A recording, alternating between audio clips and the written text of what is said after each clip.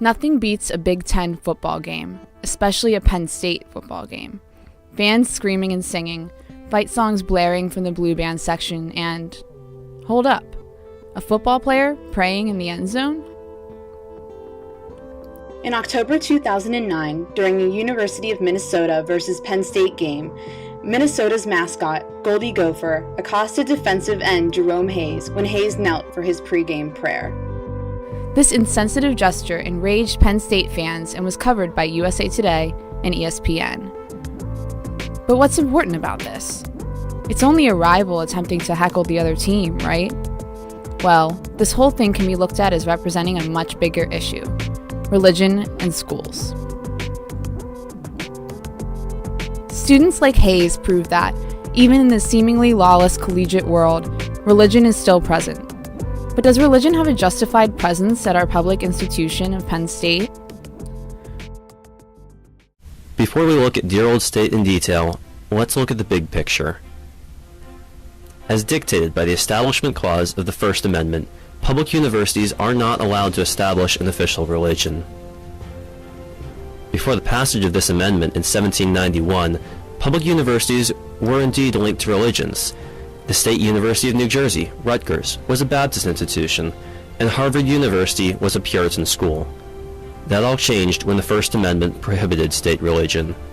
This clause also made public universities secular by law. However, the Founding Fathers didn't leave religious Americans in the dust. The Free Exercise Clause of the First Amendment prohibited the newly secularized states from interfering with the individual practice of religion. So that leaves us with Penn State as a public university whose students are free to practice whatever faith they choose. But do they? We decided to find out.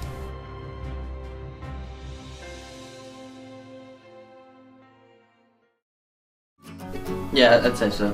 Yeah. Believe that God exists, a God, which religion it is, I'm not so sure. No. Yes, I do. No. I attend Chabad services every week. I'm Jewish. I consider myself a Christian. I practice Islam.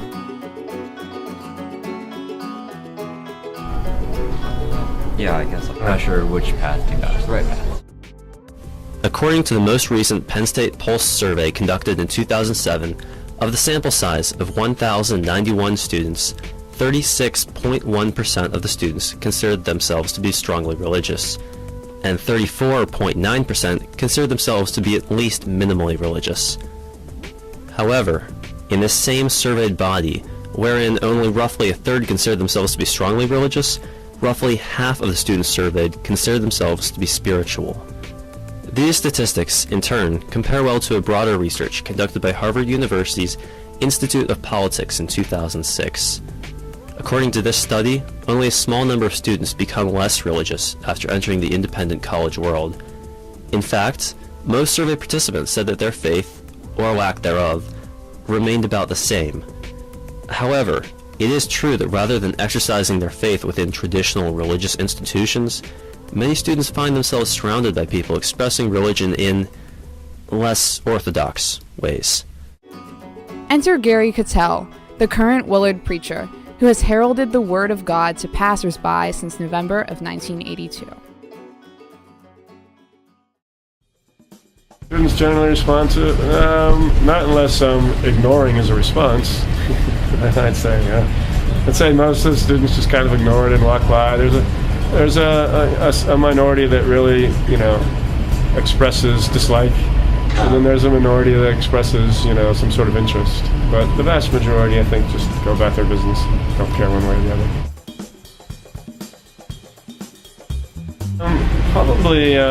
Probably the morals of Christianity would be the big one. I mean, the morals of Christianity these days conflict with the morals of the culture quite a bit, and homosexuality, drunkenness, premarital sex, abortion, that sort of thing.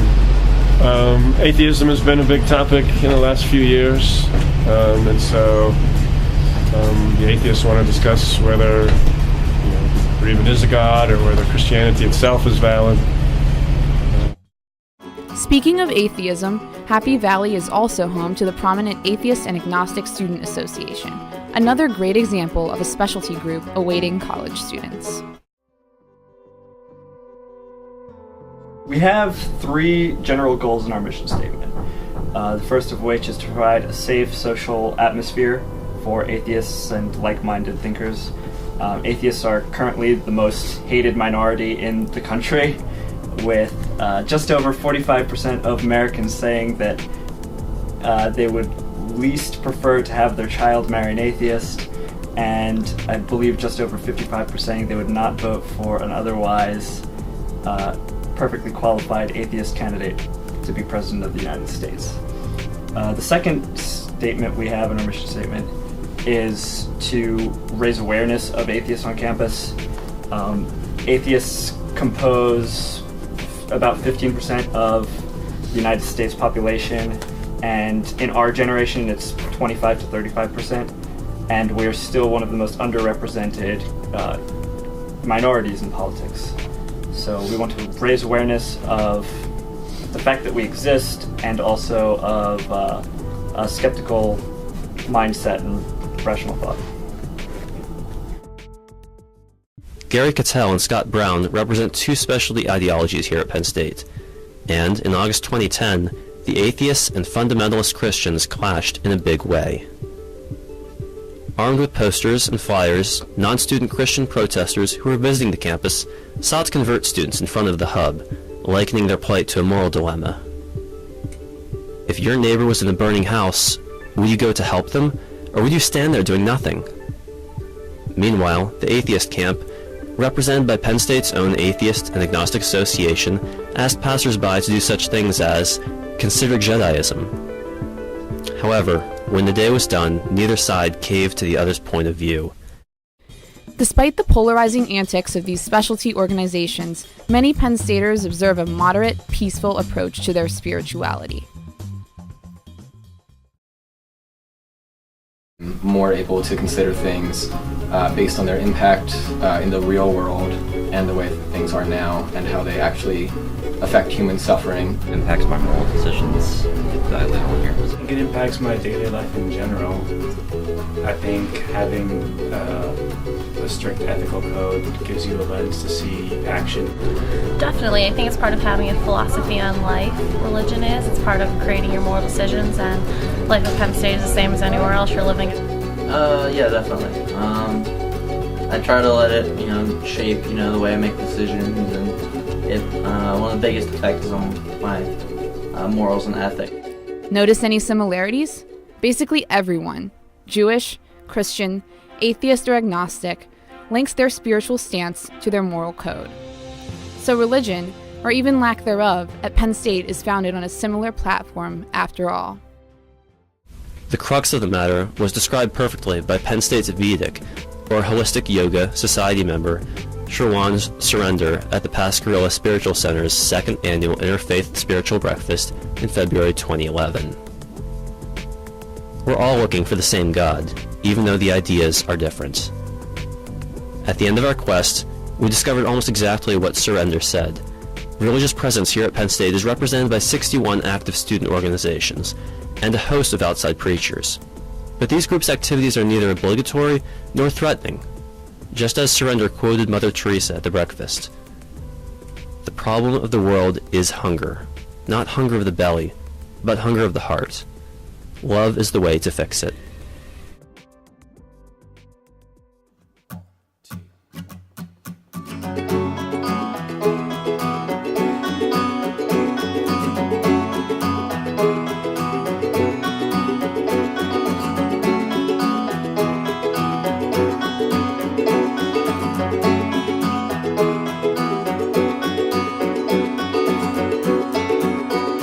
This morning I woke, restless and heady, with blood pulsing fierce in the vein. There's light on the line this morning, and maybe forever. I move with regard for the signs. You know I've searched